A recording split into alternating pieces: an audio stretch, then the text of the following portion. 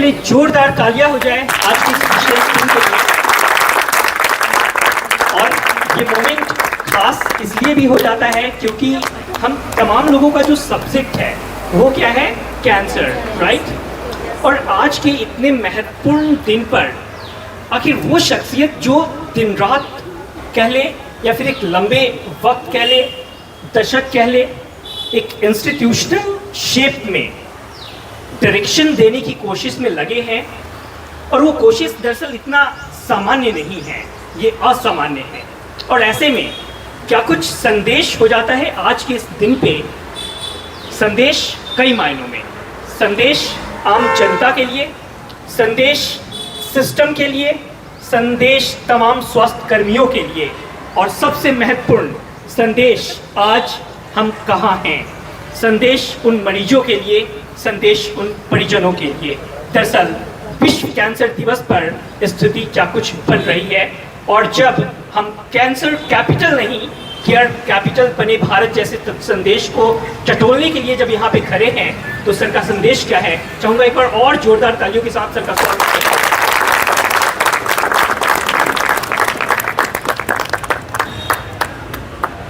सभी देवी अहिल्या के स्टाफ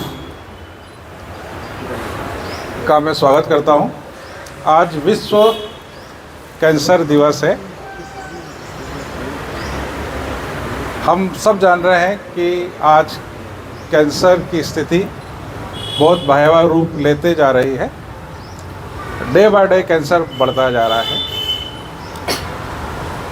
विगत हम 2 दशक की बात करें तो उस समय और इन 2 दशकों में कैंसर 1000 गुना बढ़ चुका है। 20 साल पहले हमें कैंसर के मरीज बहुत कम देखने को मिलते थे, परंतु आज बहुतायत रूप से हमारे आसपास, हमारे पड़ोसी के यहाँ, हमारे दोस्त के यहाँ, हमारे परिवार में कहीं भी हमें कैंसर के मरीज़ देखने को मिल रहे हैं। और तेज़ी से ये कैंसर फैल रहा है। पूरी दुनिया में हमारा जो देश है वो 3रा नंबर का देश बन चुका है विश्व के अंदर, कि हम 3rd ऐसे कंट्री है जहाँ पे कैंसर सबसे ज़्यादा पाया जा रहा है। तो अब स्थिति ये है कि यदि अभी भी हमने सुरक्षा के उपाय नहीं किए, हमारी भारत सरकार ने, हमारे प्रदेश की सरकार ने, तो एक दिन निश्चित है कि हिंदुस्तान कैंसर कैपिटल कहलाएगा। परंतु हमने अभी ये स्लोगन दिया है कि कैंसर कैपिटल नहीं, केयर कैपिटल बने भारत।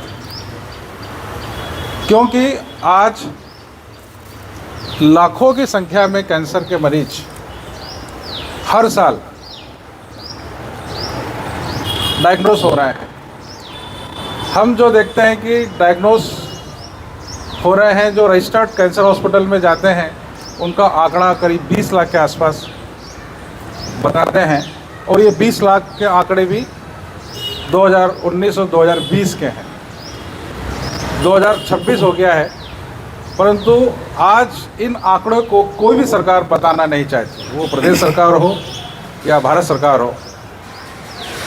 जैसे कोविड के समय रोज़ आंकड़े आते थे कि आज इतने लाख मरीज हुए हैं, परंतु कैंसर में आपको कभी भी महीनों में नहीं, सालों में भी आपको आंकड़े नहीं मिलेंगे।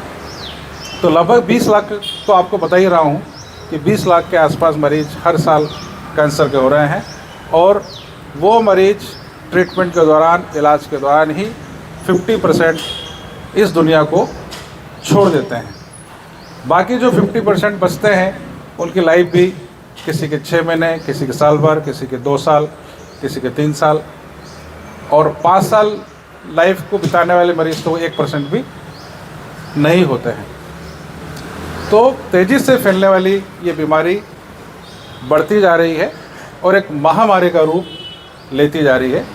तो हम और आप मिल के जो प्रयास कर सकते हैं वो तो प्रयास कर ही रहे हैं, परंतु कैंसर को फैलने से रोकने के लिए हमारी प्रदेश सरकारों का और भारत सरकार का एक महत्वपूर्ण दायित्व बनता है। पोल्यूशन सबसे बड़ा कैंसर का कारण है। एयर पोल्यूशन, साथ में साउंड पोल्यूशन, इसके अलावा पेस्टिसाइड्स का उपयोग हमारे जो किसान हैं, जो फसलों को उगाने में पेस्टिसाइड्स का उपयोग कर रहे हैं, वो सबसे प्रमुख कारण है। आज से 10 साल पहले हम ये बोलते थे कि किसान सबसे सुरक्षित है और सबसे शुद्ध लाइफ को वो जीने वाला व्यक्ति है। गांव में हम जाते हैं कि शुद्ध हवा है, शुद्ध सब चीज़ें हैं, परंतु आज के समय में किसान सबसे ज़्यादा कैंसर से ग्रसित होने वाला व्यक्ति बन गया है। कारण क्योंकि वो पेस्टिसाइड्स के बीच में ही रहता है।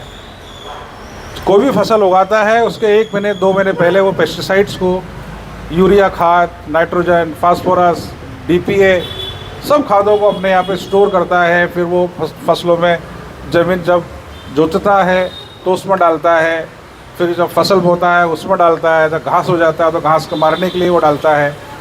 तो इस प्रकार से वो, और जब फसल पैदा हो जाती है तो उन फसलों को सुरक्षित करने के लिए भी पेस्टिसाइड्स का उपयोग करता है। तो इस प्रकार से वो 24 घंटे उसके बीच में रहता है, पेस्टिसाइड के बीच में। तो आज हम देखते हैं कि हज़ारों लाखों की संख्या में ग्रामीण जन, किसान इस बीमारी से पीड़ित हो रहे हैं। तो ये स्थिति बहुत भयानक स्थिति बनी हुई है। तो इस स्थिति से बचना है तो हमारे किसान भाइयों के लिए निवेदन है कि वो ऑर्गेनिक खेती का इस्तेमाल करें।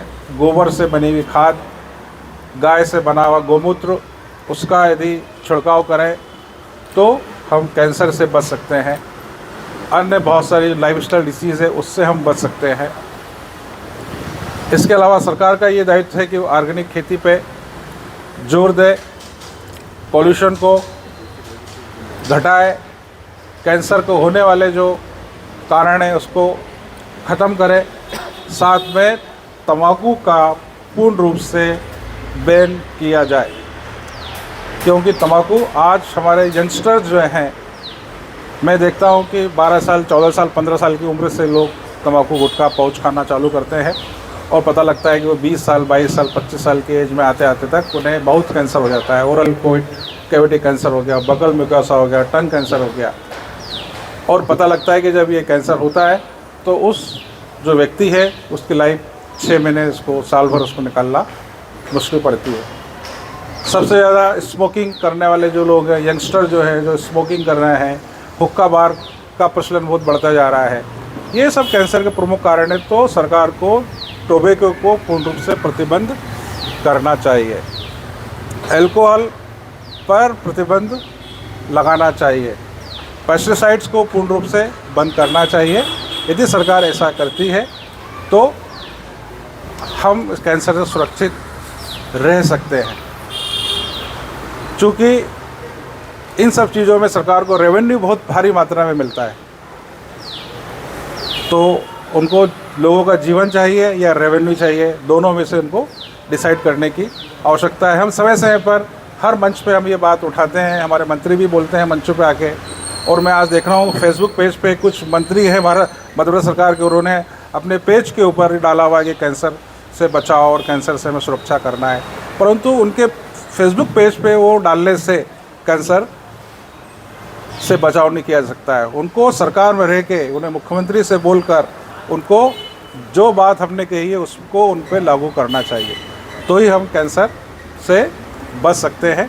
और हम देखते हैं कि हमारा इस कैंसर हॉस्पिटल में हज़ारों की संख्या में मरीज आ रहे हैं और हम देखते हैं कि उन्हें कितनी तकलीफ़ होती है। और हमारा जो उपचार है, इलेक्ट्रोपैथिक उपचार, प्राकृतिक उपचार है, जो पेशेंट्स की तकलीफ़ों को कम करता है, कॉम्प्लिकेशंस को ख़त्म करता है, इम्यूनिटी को बढ़ाता है और कैंसर को ठीक भी करता है। तो मेरा सभी लोगों से जो मेरी बातें जहाँ तक पहुँच रही है, उन सबसे यही एक रिक्वेस्ट है कि वो प्रथम उपचार के रूप में यदि इलेक्ट्रोपैथी को अडॉप्ट करेंगे तो तो निश्चित है कि हम कैंसर से बचाव भी कर सकते हैं, कैंसर से मुक्ति भी पा सकते हैं। जय हिंद, जय Bharat. All right. Thank you very much, sir.